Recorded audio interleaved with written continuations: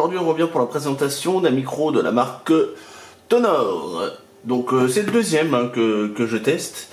Et on va déjà faire un petit tour de la boîte. Donc on voit déjà la présentation donc avec une sorte de petit trépied un peu plus grand que le premier. Et je crois que là c'est une connexion XLR. Donc voilà. De ce côté-là, on nous dit Internet, karaoké, PC recording, instruments, la musique, etc. Donc cardioïde, condensateur cardioïde microphone. Donc ça veut dire cardioïde, c'est que ça va enregistrer, vous voyez, sur les côtés, sur le devant et sur les côtés. Voilà. De ce côté-là rien, de ce côté-là rien, et c'est tout. Donc on va passer directement à l'ouverture.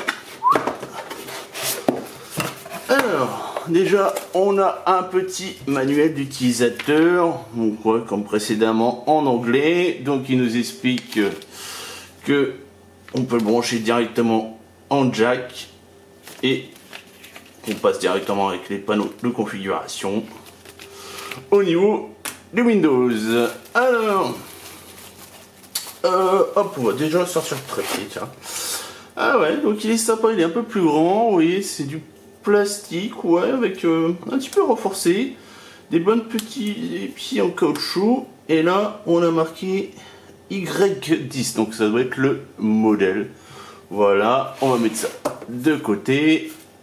On a un petit câble, donc d'un côté on a un connectique XLR et de l'autre un jack 3,5 mm et un câble de 2 mètres avec une bonne section, vous voyez. Ça patoche. Donc là, avec 2 mètres, je pense qu'on n'est pas trop mal. Alors, on va passer au plus intéressant. Hop, on fout la boîte sur le côté.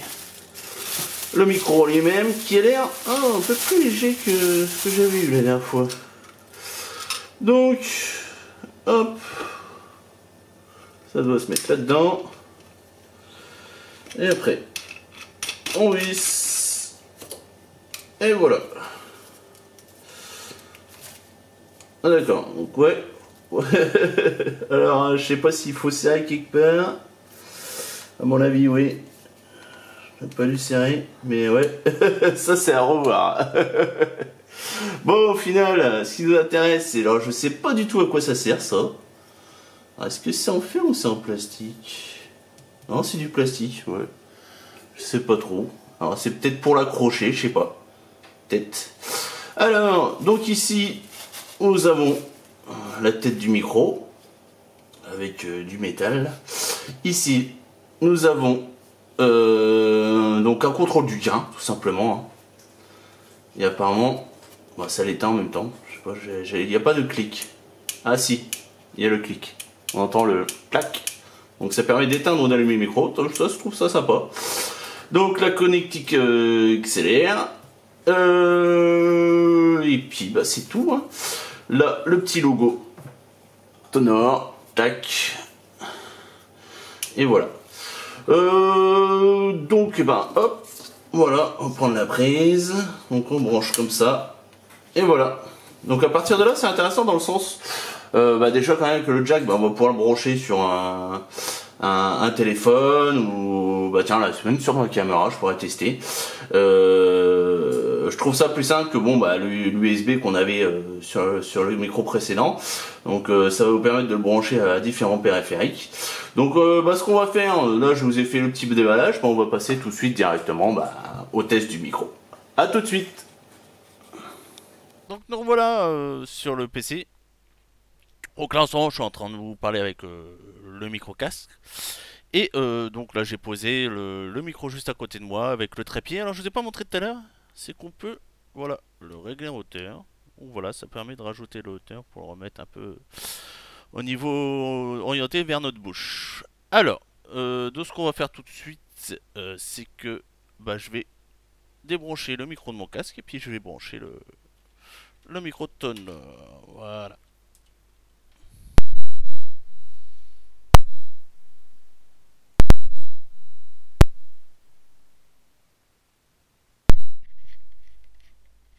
Donc voilà.